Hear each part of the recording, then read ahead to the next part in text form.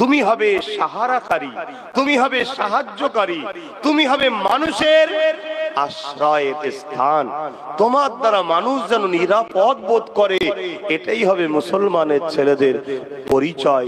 তাহলে দেখবে যারা আজকে তোমার ইসলামকে গালি দিতে চাইছে, মিটাতে চাইছে, ষড়যন্ত্র করতে চাইছে, সে যদি নাও হয়, তার পরিবারের সদস্য তোমার কলেমার ভাই হয়ে তোমার সাথে মসজিদেও যাবে। জোরে বলুন সুবহানাল্লাহ। বাপেরা, নওজোয়ান তরুণেরা, আল্লাহ নবী ১৫০০ বছর আগে পৃথিবীর জমিনে অত্যাচার জুলুম গুলোকে বন্ধ করেছিল। আজ আবার নতুন করে পৃথিবীর জমিনে সেই অত্যাচার জুলুমের স্টিম রোলার চলতে শুরু হয়েছে।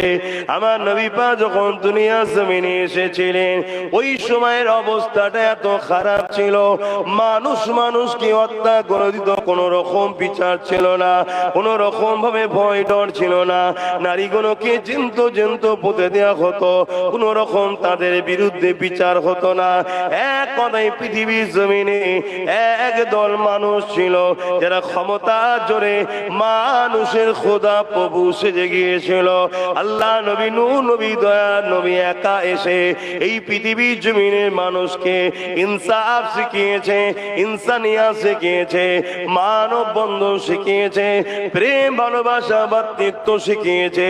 এই পৃথিবীর মানুষকে মা বাপের মর্যাদা শিখিয়েছে, নারীদের ভালোবাসা অধিকার দেওয়া শিখিয়েছে, বেটির প্রেম ভালোবাসা শিখিয়েছে, স্ত্রীর মর্যাদা দেওয়া শিখিয়েছে, এতিমের অধিকার দেওয়া শিখিয়েছে, বিধবার অধিকার দেওয়া শিখিয়েছে, রাষ্ট্রকে প্রেম করা শিখিয়েছে, রাষ্ট্রের নিরাপদ রাখার ব্যবস্থা শিখিয়েছে, রাষ্ট্রের পাহারাদারের ব্যবস্থা করেছে, আইন ব্যবস্থা শিখিয়েছে, কোর্ট কাচারি শিখিয়েছে।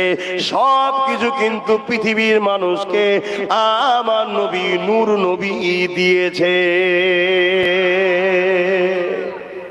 আজকে সেই নবীর উম্মত হয়ে, বাবা তোরা মোবাইল রেখে দে, শোন না বাবা, আমরা সেই নবীর উম্মত হয়ে নবী ছেড়ে দিয়ে আজকে আমরা তো ধ্বংস হচ্ছি, পুরো পৃথিবীটাও ধ্বংস হচ্ছে। কেন? যুগে যুগে এই পৃথিবীকে রাস্তা তো আমরা দেখিয়েছি, আমরাই তো দেখাবো, কিন্তু আজ আমরাই তো পথভ্রষ্ট। পৃথিবী রাস্তা পাবে কি করে? আমাদের যুব সমাজের অবস্থা বলুন, আমরা কি পথ ভুলে গেছি না যাইনি? তাহলে এই জন্য তো আজকে পৃথিবীতে আবার জাহিলাত পোড়া শুরু হচ্ছে, আবার রোজ ধর্ষণ, রোজ খুন, রোজ স্ত্রীকে পুড়িয়ে মারা। কিছুদিন আগে দেখছিলাম স্ত্রীকে মেরে টুকরো টুকরো করে প্রেসার কুকারে তাকে রান্না করেছে, রান্না করে ফেলছে, বুঝতে না পারে এই কিরকম মানুষ। শুনছেন? এর জন্য সমাজ ব্যবস্থা দূষিত, পরিবেশ খারাপ, ঠিক না বেটি? এই সমাজ, এই পরিবেশকে ভালোর দিকে আনবে কারা? বলো বলো। উলামারা তো নয়, বলে যাবে। এর জন্য আনতে গেলে একটা মিশন দরকার। তো এই মিশনের সৈনিক হবে কারা? উম্মতে মুহাম্মাদের যুব সমাজ। কিন্তু সেই যুব সমাজই তো আজকে খারাপ হয়ে গেল। সেই যুব সমাজই তো নবীকে ছেড়ে দিয়ে বসে আছে। অনেক দিক দিয়ে বাপ ষড়যন্ত্র চলছে। তাই আসেন যুবককে বলে দিয়ে যায়, আমার রাসূল পাক সাল্লাল্লাহু আলাইহি ওয়াসাল্লামকে মুহাব্বত করেন, আমার নবী পাকের সঙ্গে নিজেকে জড়িয়ে এনে আমার নবী পাকের আখলাক চরিত্র নিজের জীবনে আনে।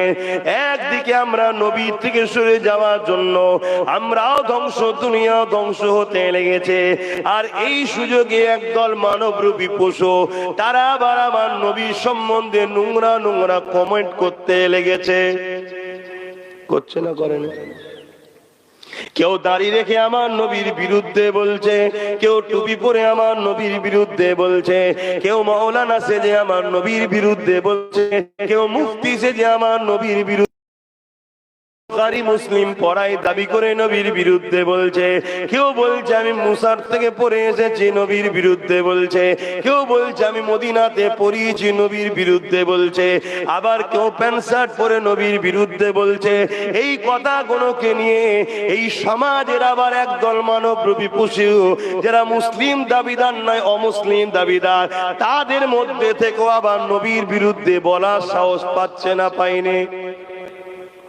এই রিসেন্ট দেখছিলাম তোমাদের এলাকার উত্তর 24 পরগনার কোন একজন আমার নবী নাকি এক হাতে তরোয়াল আর এক হাতে হাদিস নিয়ে নাকি দিন প্রচার করেছে। প্রচার করছে না, করে না? এর জন্য দোষী কিন্তু একদল উলামারা। আমার কথা কি কষ্ট দিচ্ছে?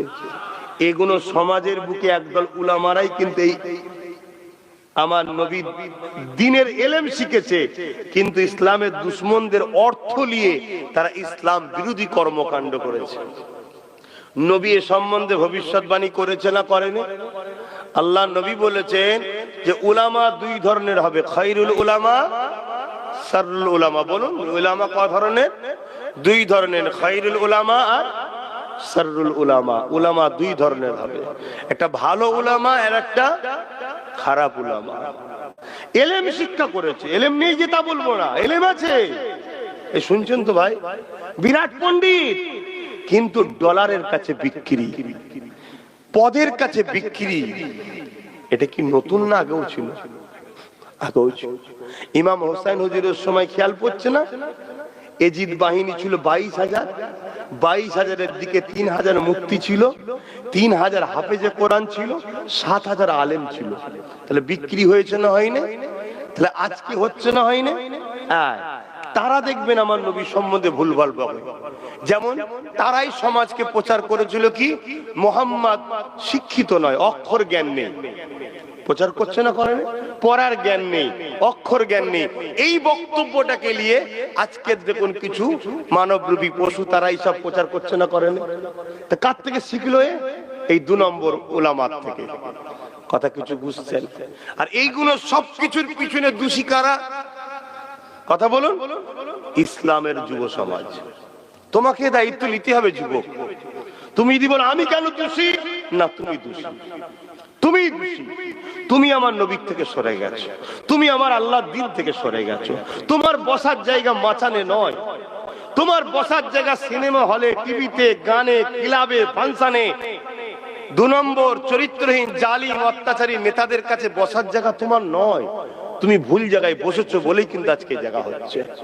তারা সমাজকে বুঝাতে লেগেছে, ইসলামের যুব সমাজ এরা কোরআন ছেড়েছে, মসজিদ ছেড়েছে, উলামা ছেড়েছে, আল্লাহ ওয়ালাদের ছেড়েছে। এই মেসেজ যখন সমাজ জেনে গেছে, তখনই সমাজ সাহস নিয়েছে চুরি করার, দুর্নীতি করার, ঘুষ খাওয়ার, জেনা করার, খুন করার, মদ খাওয়ার, সমাজ খারাপের দিকে যাবার তখন সাহস পেয়েছে। কেন?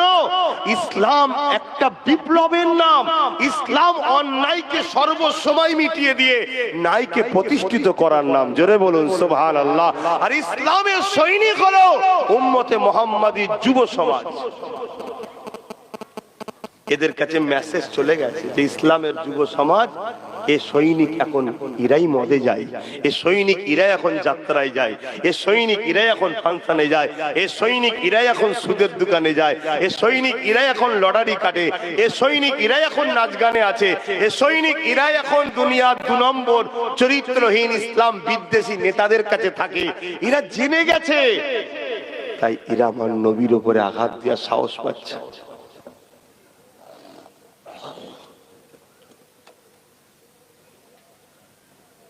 শুনছো তো আমার যুবকরা, আল্লাহর পরীক্ষায় কিন্তু আমরা ফেল হয়ে যাচ্ছি। আল্লাহর পরীক্ষাতে আমরা ফেল হয়ে যাচ্ছি। আল্লাহ আমাদেরকে যে উদ্দেশ্যে পাঠালো সেই উদ্দেশ্য করতে পারছি কি? আমার মুরব্বী বাপগুলো যখন যুবক ছিল তখন তেনাদের দায়িত্ব ছিল। সেই সময় বাপগুলো কি করেছে না করেছে আমি জানি না। যদি কাজ করে থাকে আলহামদুলিল্লাহ, যদি কাজ না করে থাকে আব্বা কৈফিয়ত দিতে হবে। কেন? একটা বীজ গাছ লাগালাম, একটা গাছ লাগালাম, গাছের ফলটা হলো বীজ। ওই গাছটা লাগানোর পরে যতজন ফল খাবে সবাই মারা যাবে। যে মারা যাবে তার তো জান গেল গেল, ওই গাছ লাগানো ওয়ালাকে পুলিশ ধরে নিয়ে যাবে না যাবে না? এক কথা বলছো না তো? আপনি পারবেন গাঁজা চাষ করতে? কেন পারবেন না? এটা মানুষের জন্য ক্ষতিকারক, দেশের আইন হলে এটা চাষ করা যাবে না। আচ্ছা আপনি নাই খাবেন না, চাষ করছেন তো কি হয়েছে? না, তাও পারবেন না। ঠিক তেমনি আপনি সমাজে একটা গাছ রোপণ করলেন, যে গাছটা আপনার বিষ ফল দিচ্ছে, তার মানে সমাজকে ধ্বংসের দিকে নিয়ে যাচ্ছে, এতে আপনার মাদত আছে। এই গাছ আপনি লাগিয়েছেন, বা এই গাছের গোড়ায় মাটি আপনি দিয়েছেন, এই গাছকে বেড়া দিয়ে আপনি ঘিরেছেন, এই গাছকে আপনি সহযোগিতা করেছেন, এই গাছ বড় হয়ে সমাজে ক্যান্সার ছড়াচ্ছে, সমাজকে দুর্নীতির দিকে নিয়ে যাচ্ছে, মিথ্যার দিকে নিয়ে যাচ্ছে, খেলা মেলা জুয়া নেশা ব্যভিচারিতে নিয়ে যাচ্ছে। আরে বললে তো আমি খারাপ হয়ে যাব, বললে তো খারাপ হয়ে যাব, হায় হায় হায়, বললে খারাপ হয়ে যাবে। স্কুলগুলো বন্ধ হয়ে গেছে, প্রতিটা পঞ্চায়েত কেন্দ্র মদের দোকান খোলা হয়েছে। এই গাছ আমরাই লাগিয়েছি তো নাকি? কথা বলছে না তো? এই গাছ আমরাই লাগালাম তো। তাহলে এই যে স্কুলগুলো বন্ধ আর মদের দোকান প্রতিটা পঞ্চায়েতে কেন্দ্র করে, তার মানে কি চাইছেটা কি? শিক্ষা না পাক, মাতাল হোক। এর জন্য দোষী কারা? বলো বলো বলো। উম্মতের যুব সমাজ, উম্মতের যুব সমাজ, যারা লাঠি নিয়ে মারপিট করে, যারা জুলুম করে, যারা এই গাছটাকে বড় করেছে, যে গাছ আজকে ফল দিচ্ছে, মদ, শিক্ষা নয়। কথা কিছু মাথায় ঢুকছে? এরকম হাজারো সাইট আছে, হাজারো সাইট আছে। এর জন্য কি আল্লাহ কৈফিয়ত নেবে না নেবে না? বাপেরা, নওজওয়ানেরা, তরুণেরা, এখনো সময় আছে। আমার নবী পাকের কদমে চলে আসেন।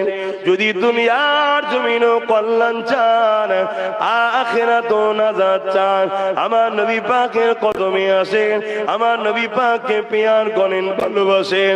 আমার নবী পাকের দেখানো রাস্তায় চলে, যেভাবে সাহাবা হুজুররা দেখেছে ওই রাস্তায় চলতে শুরু করে। পৃথিবীর সব থেকে গরিব জায়গা ছিল হলো মদিনা শরীফ, যেটাকে তখন নাম ছিল ইয়াসরিব, কিন্তু আমার নবী পাক যাওয়ার পরে নাম হয়েছে শহরে নববী বা মদিনাতুল মুনাওয়ারা। পৃথিবীর তৎকালীন সময় সব থেকে পিছিয়ে পড়া জায়গা ছিল মদিনা, সব থেকে পিছিয়ে পড়া জায়গা ছিল ওই জায়গা। শিক্ষার দিকে, স্বাস্থ্যের দিকে, কর্মসংস্থার দিকে, সব দিক দিয়ে পিছিয়ে ছিল মদিনা শরীফ, তখন নাম ছিল ইয়াসরিব। আল্লাহ নবী ওই জায়গাটাকেই পছন্দ করলেন। ওখানে নবী পাক পৌঁছে গেলেন, নবী পাকের কথা শুনতে লাগলো। মদিনার যুব সমাজ আমার নবীর কদমে আসলো। নবী পাক তাদেরকে দ্বীন ইসলামের কলেমা পড়িয়ে দিয়ে আস্তে আস্তে চতুর্মুখী কর্মসংস্থান, চতুর্মুখী তাদেরকে কাজ দিল। অর্থনীতির ডেভেলপমেন্ট শিখালো, তাদেরকে সুস্বাস্থ্যের ব্যবস্থা তৈরি করলো। তাদের সমাজনীতি, অর্থনীতি, স্বাস্থ্যনীতি, পরিবার নীতি, রাজনীতি, এডুকেশন নীতি, ধর্মনীতি, সব নীতি নবী পাক তাদেরকে শিক্ষা দিল। আল্লাহ নবীর কথা শুনে সেই দিন থেকে ধারাবাহিক ভাবে আজও মদিনা কমপ্লিট রাসূলের সুন্নতে চলতে লেগেছে। তাই পৃথিবীতে 100% যে জায়গা কেনার, ওই জায়গাটার নাম হলো মদিনা শরীফ।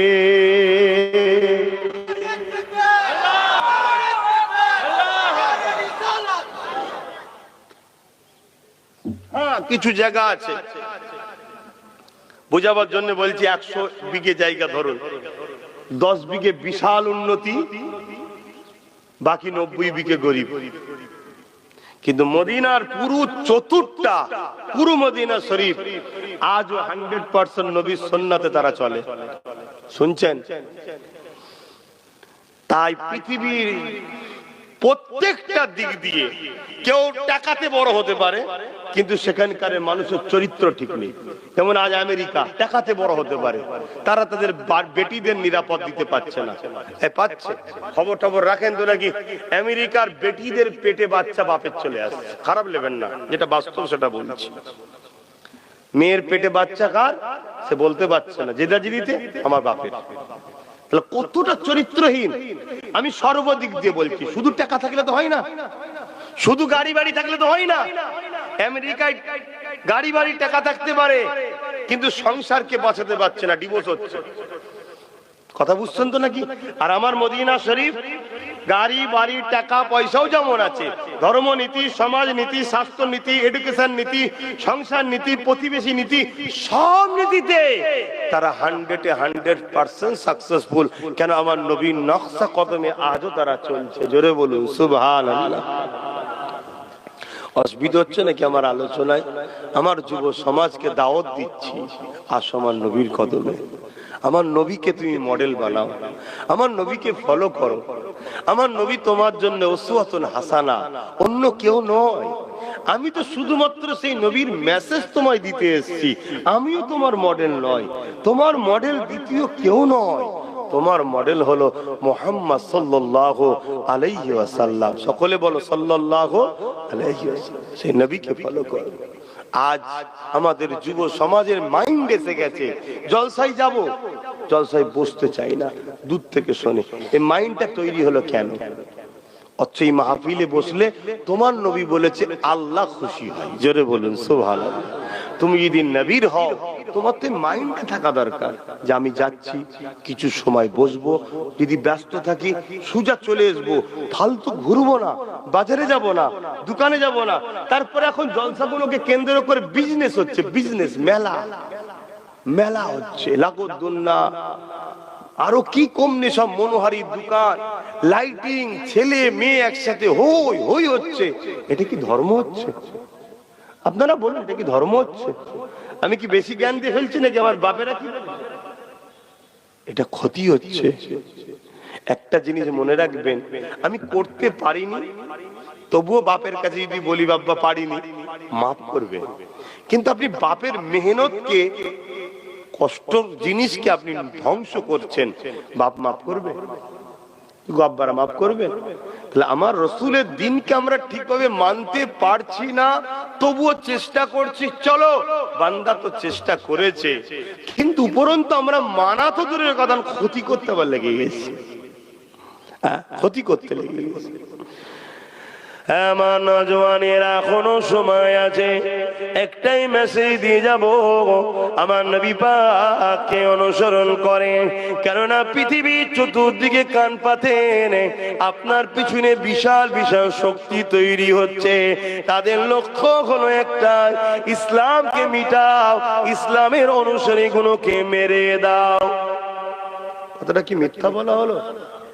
আমার দেশে তো প্রকাশ্য বলা হচ্ছে, মোল্লাদেরকে কাটো, মোল্লাদেরকে মারো, মোল্লাদেরকে তাড়াও, মোল্লাদের মসজিদ ভেঙে দাও, মোল্লাদের মাদ্রাসা ভেঙে দাও, মাদ্রাসায় জঙ্গি হয়, প্রকাশ্য বলছে। আমি তাহলে মিথ্যা বললাম? এটা পুরো পৃথিবীতে চলছে, পুরো পৃথিবীতে চলছে। এ নওজওয়ানেরা, এই জাতীয় তোমরা যদি গাফিল এখনো হয়ে দেখো, মনে রেখে দিও, ইসলামকে মিটাতে চেয়েছে অনেকবার, যারা মিটাতে চেয়েছে তাদেরকে আল্লাহ মিটিয়ে দিয়েছে। ইসলাম ছিল, আছে, থাকবে। তবে এটা শুনে রেখে দেন, যেভাবে আমাদের জীবন যাত্রা চলছে, নবী ছাড়া, কোরআন ছাড়া, আল্লাহর দিন ছাড়া, এইভাবে যদি জীবন যাত্রা চলতে থাকে, অবশ্যই আমাদেরকে মিটিয়ে দেবে, তারা সাকসেসফুল হয়ে যাবে। আল্লাহ আমাদেরকে সাহায্য করবে না, কিন্তু মনে রাখবেন ইসলাম থাকবে। এখন কারো যদি মনে হয় আমরা যদি মিটে যাই ইসলাম, তাহলে থাকবে কি করে? মনে রাখবেন যারা মিটাবে আমাদেরকে, তাদের হাতেই আল্লাহ ইসলামের ঝান্ডাকে আবার তুলে দেবে। তার মানে তারাই কলেমা পড়ে মুসলমান হয়ে যাবে। আল্লাহ পারে না? পারে না? ইতিহাসে এমন প্রমাণ আছে না নাই? কয়েকটা প্রমাণ দিয়ে যায়। কি? ইসলাম ছিল, আছে, থাকবে, কিন্তু আমাদের মিটে যাব যদি আমরা ইসলামের সঙ্গে জুড়ে না থাকি। কেন? যে জিনিসটা ডুবার নয়, তার সাথে যদি আমি জুড়ে থাকি, তাহলে আমিও ভেসে থাকবো, ডুববো না। আর যেটা ডুবার, তার পিছনে যদি ছুটি, তাহলে আমরাও ডুববো। বুঝছেন তো নাকি? আমরা ইসলাম থেকে দূরে গেছি, আমরা হয়তো ডুবে যাব। কিন্তু ইসলাম কখনো ডুববে না। কারো মাথায় যদি ঢোকে আমি যদি ডুবে যাই তাহলে ইসলাম বাঁচাবে কে? আমার ভারতবর্ষে বাবরি মসজিদে যে প্রথম আঘাত করেছিল সেই ব্যক্তি কিন্তু ইমানের কলেমা পড়ে আল্লাহ তাকে বলছে, তুই যখন আমার ঘরেই প্রথম আঘাত দিয়েছিলিস, তোর দ্বারাই আমি 100 সেঞ্চুরি করব, 100 মসজিদ তুই বানাবি। জোরে বলুন সুবহানাল্লাহ। কি সত্য না মিথ্যা? তাহলে আল্লাহ দেখে বুঝতে পারছেন, তিনি তৈরি করলেন, তিনি তৈরি করে নেবে। কিন্তু যে নিয়ামতটা আল্লাহ আমাদেরকে দিয়েছিল, আমরা কি ওই নিয়ামতটা ছেড়ে দিতে পারবো? ছেড়ে দিচ্ছি তো। আজকে ইসলাম কাদের হাতে? আমাদের হাতেই তো নাকি? আমরাই তো ইসলামের রক্ষক নাকি? কিন্তু আমরাই যদি ইসলামকে ছেড়ে দিয়ে ইসলামের দুশমনদের সঙ্গে হই হই করি বা নিজেরাই ইসলাম বিরোধী কর্মকাণ্ড করি, তাহলে ইসলামকে আমরা ধরে রাখতে পারলাম? আল্লাহ নিয়ে নেবে, চল তুই উপযুক্ত না এটাকে নিবার, নিয়ে দেবে অন্যজনকে, ঠিক তো নাকি? তার আর একটা নমুনা বলে যাচ্ছি। ইউরোপ মহাদেশ, ইউরোপ মহাদেশ জানেন তো নাকি?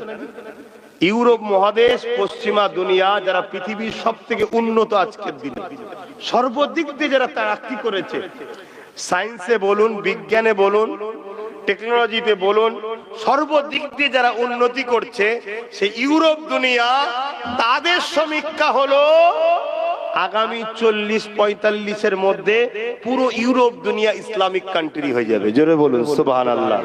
কি করে হবে? যুদ্ধ করে না, তাদের ঘরে ছেলে মেয়েরা সব ইসলাম কবুল করছে। জোরে বলুন সুবহানাল্লাহ। দেখছেন, অথচ তারাই সব থেকে বেশি বিরুদ্ধে ছিল। আমেরিকা ইসলামের সবচেয়ে বেশি বিরুদ্ধে। নিউ ইয়র্কে গত পরশুদিনের খবর, নিউ ইয়র্কে মুখে যেখানে আজান দিবার আইন ছিল যে লাউড স্পিকার বক্সে দিতে পারবে না, মুখে দাও, গত পরশুদিনে নিউ ইয়র্কের মতো শহরে সিটিতে মাইকে আজান চলছে। কেন? তাদের যারা বন্ধ করেছিল তাদের ছেলেরা এখন আজান দেওয়ার পক্ষে। জোরে বলুন সুবহানাল্লাহ। আর আমি আপনাদের বলে যাই, আমার যুব সমাজ এখন আজানের পক্ষে নাকি? খারাপ নেবেন না, বলতে হবে। আজানের যদি পক্ষ হয়, তাহলে আজান যখন দেয়, তাহলে আমার যুব সমাজ আজান শুনে কোথায় থাকে? আজানটা কেন দেওয়া হয়? মুয়াজ্জিন আল্লাহর পক্ষ থেকে দাঁড়িয়ে বলছে আয়। কি জন্য? হাইয়া আলাস সালাহ, নামাজের জন্য। হাইয়া আলা ফালাহ, ভালাইয়ের দিকে আয়। ভালাই কিসে? আল্লাহর দিকে থাকলে, তাই তো নাকি? বিস্তারিত আমি যাচ্ছি না। কিন্তু আজকে আমার যুব সমাজ কোথায় থাকে তখন? তাহলে আজানের পক্ষে কোথায়? আর হয়তো ডাইরেক্ট বিরোধী করেনি, কিন্তু আজান কি ইগনোর করছে? তো আজান শুনে তো দূরে থাকছে।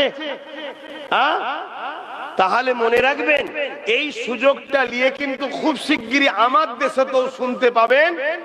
আমি বলে যাচ্ছি আগে থেকে, ইনশাল্লাহ আগে যা বলেছিলাম ঘটছে, এখন যা বলছি 2-3 বছরের মধ্যে শুনবেন। কি? লাউড স্পিকারে আজান ব্যান্ড, বক্সে দাও। বক্সের পরে বলবে মুখে দাও। এক চান্সে মুখে বললে ঠেসাল হয়ে যাবে, প্রথমে বলবে লাউড স্পিকারে বন্ধ, বক্সে দাও। শব্দ দূষণ হচ্ছে, শুনছেন না? শোনেন না? আমি জানি কোনো দূষণ নয়, তারপরেও বলবে। আপনি আর তখন কিছু বলতে পারবেন না। আর আপনার যুব সমাজ, আমাদের যুবক ভাই, তারা তো এইদিকে নেই, তারা তো এইদিকে নেই। তারা বলবে আমার দাদা দিদি যখন বলেছে মেনে নাও। কি কথাটা গায়ে লেগে গেল নাকি? আর এই মাহফিলের যদি বিরোধী মুসলমান করতে পারে, তাহলে কাল কাজানের বিরোধী মুসলমান করবে না? অসম্ভব কি আছে? বক্সে দিলেই তো হবে, এলাকার মানুষ শোনে তো। তখন তারা যুবক, আমার ঘরের ছেলেও বলবে বক্সে দিলেই তো হবে, এলাকার লোক তো শোনে। কি দরকার এত বিরাট লাইট স্পিকার দিয়ে দূরে দূরে যাওয়া? আমারই ছেলে বলবে। কি গো, কত কষ্ট দিচ্ছে। তাহলে বলেন আমি অন্যদিকে চলে যাচ্ছি কেন? আমার তো সমস্যা আমার নিজের ঘরকে নিয়ে। একটা প্রবাদ বাক্য আছে, ঘর মে আগ লাগি হ্যায় ঘর কি চারাক সে। ঘরে যে আগুন ধরেছে, তো ঘরে যে বাতি জ্বালিয়েছিলাম সেই বাতি থেকেই তো আগুন ধরে গেছে। বাইরের লোককে কি দোষ দেবো যে কে আগুন লাগালি রে? আরে ঘরের বাতিতে আগুন লেগে গেছে, বাইরের লোককে কি বলবো?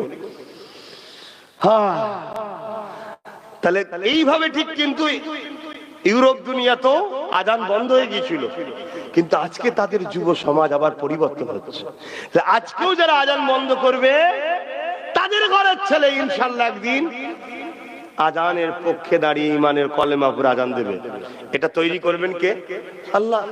এই কোরআনেরই কথা রে বাবা, কোরআনে আছে, আমি হাফেজ নই তো সবসময় আয়াতগুলো মনে থাকে না, কথা বল, কোরআনেরই কথা বলছি যে আল্লাহ নতুন প্রজন্ম তৈরি করে নেবে তার দিনের জন্য। কিন্তু তোমাকে যে নিয়ামতটা দিয়েছিল তুমি ধরে রাখছো না কেন যুবক? হালকা বয়সে একটু ভুল হয়, কিন্তু আবার ভালো কাজটাও তো করো, ভালো দিকেও তো থাকো।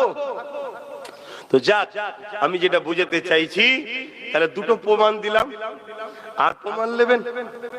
চলে আসেন। ইসলামের সব থেকে বড় দুশমন ছিল আবু জেহেল। আবু জেহেল চেয়েছিল আমার রাসূলুল্লাহকে শহীদ করে দিয়ে ইসলামের বাতিকে একেবারে মুছিয়ে দেবে। চেয়েছিল তো নাকি?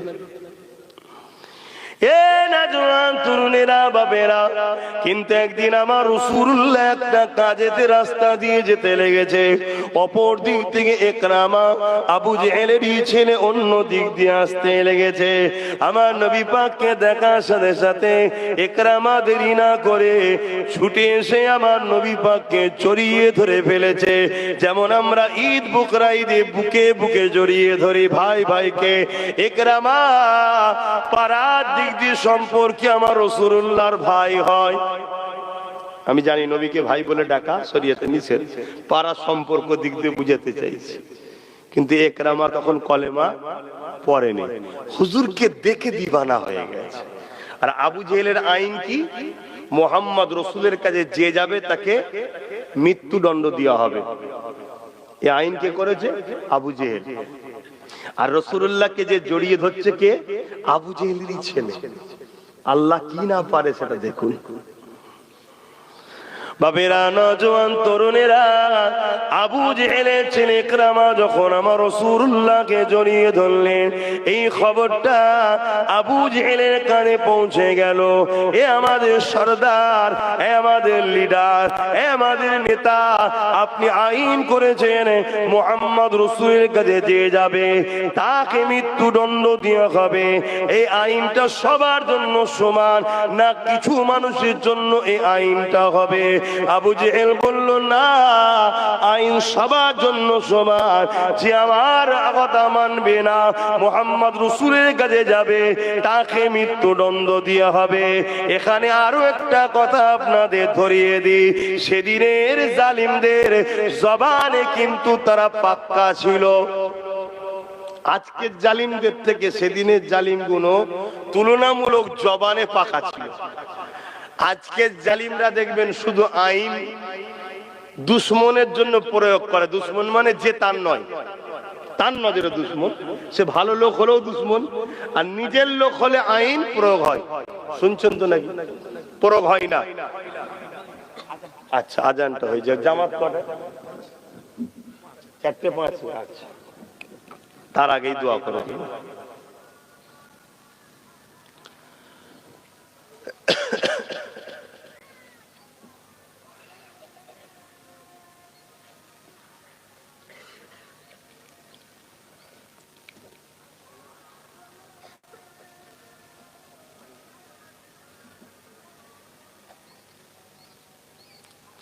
লা হাওলা